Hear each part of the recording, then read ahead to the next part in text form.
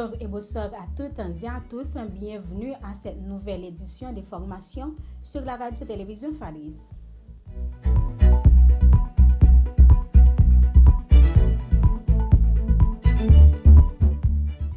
$130,50 pour $1 américain, c'est le taux de référence calculé par la BRH pour ce lundi 16 décembre 2024. La coalition criminelle Vivre Ensemble continue de secouer la capitale. Les malfrats lancent des attaques dans plusieurs zones de la capitale. Et tôt du dimanche 15 décembre jusqu'à l'après-midi, notamment à Poste Marchand où l'église de Dieu a été incendiée, les caïds ont saccagé et incendié plusieurs maisons au niveau de pistes dans les parages de la base du CIMO ainsi que de la base opérationnelle avancée de la force multinationale.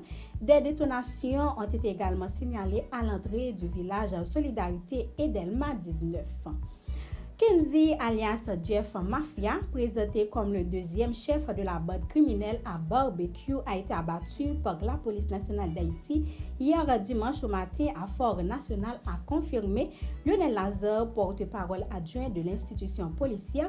Selon ce dernier, les malfrats s'apprêtaient à faire irruption dans la zone mais ont été interceptés par les forces de l'ordre.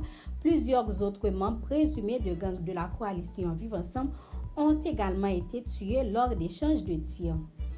La 18e édition de l'artisanat en fête s'est déroulée du 14 au 15 décembre au Caribbean Convention Center dans un contexte marqué par une instabilité sécuritaire grandissante à Port-au-Prince.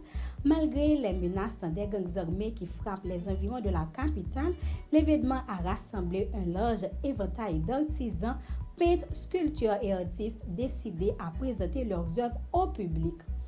Le bateau La Cecilia a fait naufrage tôt ce samedi matin à proximité de la plage appelée Cocoyer Beach au large de Petit Goâve, parti de Port-au-Prince en direction de Miragouane.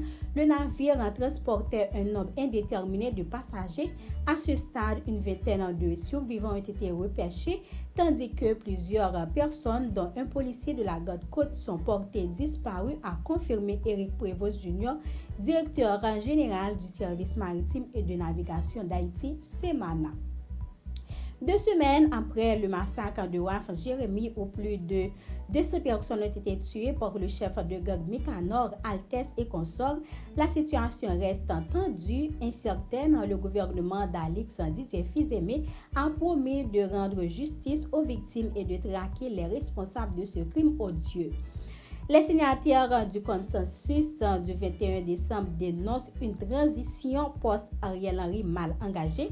Selon eux, l'accord du 3 avril 2024 n'a pas produit les résultats escomptés, aggravant la crise.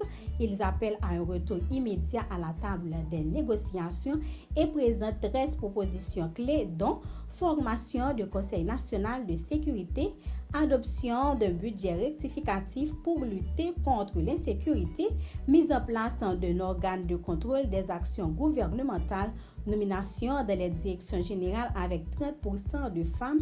Pour les signataires, seule une volonté réelle des élites de dialoguer peut éviter le chaos et remettre Haïti sur les rails. Information internationale.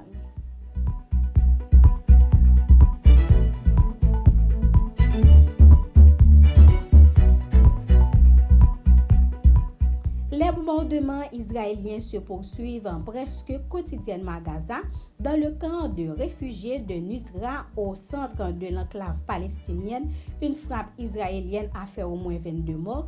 Il s'agit de l'une des frappes les plus meurtrières depuis des mois. Selon la défense civile de Gaza, la situation des Palestiniens encore dans l'enclave continue à se dégrader. Un journaliste d'Al Jazeera figurait parmi les morts. L'Iran fait face à de graves pénuries d'énergie exacerbées par une vague de froid. Cela a entraîné dimanche 15 décembre la fermeture d'écoles et de services publics dans la moitié des provinces du pays, ainsi que des coupures d'électricité, une situation qui devrait encore se poursuivre lundi. La chute éclair du régime de Bachar al-Assad constitue un revers immense pour la Russie qui possédait 2 importantes bases militaires en Syrie, le port de Tartour et la base aérienne voisine de Emmeline. La perte de ces deux empires est un revers géopolitique pour le Kremlin et pose la question de la présence militaire russe en Méditerranée. Ainsi que s'achève ce bulletin d'information. Merci de l'avoir suivi. Pour la présentation, c'était Caroline Jean-Paul.